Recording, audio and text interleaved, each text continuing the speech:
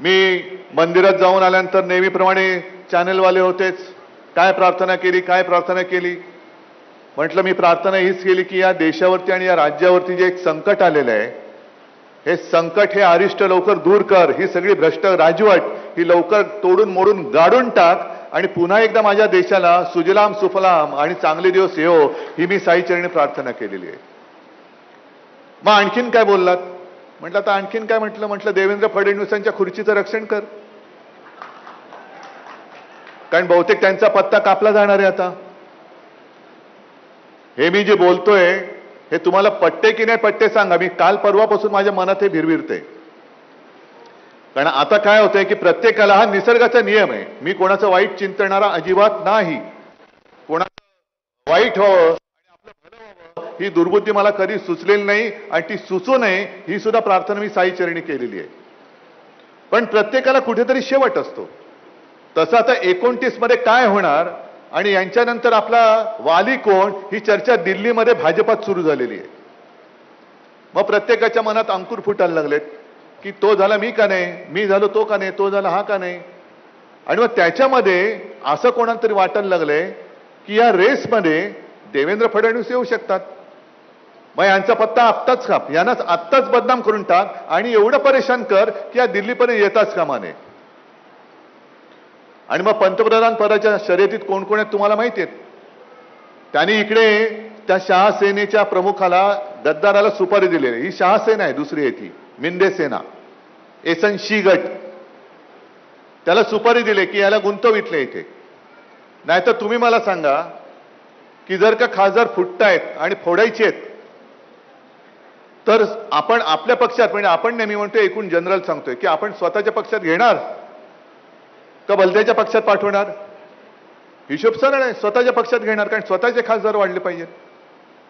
गेल्या निवडणुकीमध्ये एकूण जे काही खासदार निवडून आले त्याच्यात 19 साली आपले 18 आले होते, भाजपचे 21-22 आले होते.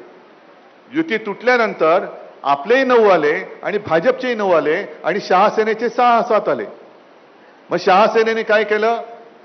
आपले फोडले आणि शहासेनेत घेतले. म्हणजे भाजपपेक्षा महाराष्ट्रामध्ये आज ताकद कोणाची वाढली? शहासेनेची वाढली. आता ही शहासेना उद्या जर का पंतप्रधान पदाचा निर्णय घेण्याची वेळ आली तर कोणाला मतदान करेल? कोणाला करेल? आहे ना हिशोब सरळ. मग त्यावेळेला ह्याला काय सांगतील? तू गप्प बस, तुझ्या नेतृत्वाखाली भाजप लढली आणि तुझे फक्त 9 आले, शहासेनेचे एवढे खासदार आहेत. अशी या शहासेनेची चाल आहे. आणि इकडे सुपारी किंग बसलेले आहेत आमचे मिंदे गद्दार. कारण गद्दार यांच्या रक्तात भिनले, मी मगाशी बोललो.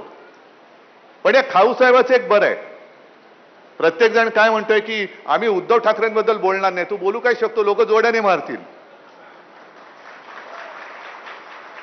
उद्धव ठाकरे म्हणे देव माणूस आहे. अच्छा, मग आता तुम्ही सुद्धा सांगा. आज मी शिर्डीमध्ये बसलोय, आत्ता जाऊन आलो साईबाबांच्या चरणी नतमस्तक होऊन आलो. मंदिरात गेल्यानंतर तुमचं लक्ष साईबाबांकडे असतं का नैवेद्याकडे असतं? तुम्ही साईबाबांच्या मंदिरात बाबांचे आशीर्वाद घ्यायला जाता का नैवेद्य खायला जाता? हा खाऊसाहेब आपल्याकडे आला होता, तो नैवेद्य खायला आला होता. म्हणजे उद्धव ठाकरे देव माणूस आहे, पण माझं लक्ष नैवेद्याकडे. कधी एकदा खातोय. आता जे काही मी तुम्हाला सांगतोय, काल मी धाराशिवला गेलो होतो, त्याच्या आधी सगळीकडे फिरून आलो.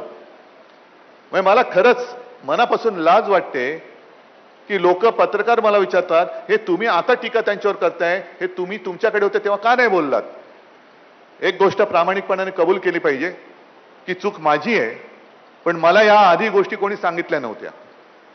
मग कोणाला नोकरीचं आमिष दाखवून कोणी कसे पैसे घेतले, कोणी काय केलं, कोणी कसं केलं, कुठे बँकेत घोटाळा आहे, कुठे कशात घोटाळा आहे, कोणाच्या आणखीन काय काय भानगडी आहेत, हे सगळं गेल्यानंतर ती लोक मला सांगतायत. म्हटलं अरे बाबा, हे आधी का नाही सांगितलं मला? कारण आपण काय होतं की शेवटी विश्वास. 14 साली खाऊसाहेब गेले होते, मग 24 साली ज्यांनी आणलं होतं ते काल परवा गेले तिकडे. म्हणजे यांचं सगळं ठरलं होतं, आधी तू जा, तुझ्या मागोमाग मी येतो आणि मग सगळी शिवसेना घेऊन जाईल. अरे अशी शिवसेना हलणारी, एवढी पोकळ विचाराची शिवसेना नाहीये. आज खासदार तिकडे गेला असला त्याला आणणारा जरी तिकडे गेला असला तरी निवडून देणारा, आणि अक्षरशः मला काही काही वेळेला गहिवरून येतं की जे मी चॅनलवरती साधे साधे शिवसैनिकांच्या प्रतिक्रिया ऐकतोय, प्रतिक्रिया पाहतोय, साधे शिवसैनिक आहेत, शेतकरी आहेत, आणि ते सांगतायत की आम्ही पदरमोड करून याला निवडून आणला होता. हा नालायक होता कुठे? स्वतःचे पैसे खर्च केलेत, समोर पैशाचा धबधबा असताना सुद्धा आम्ही आमच्या कष्टाचे पैसे त्या या निवडून आल्या त्याला दिले होते. ते बाहेर थांबवा.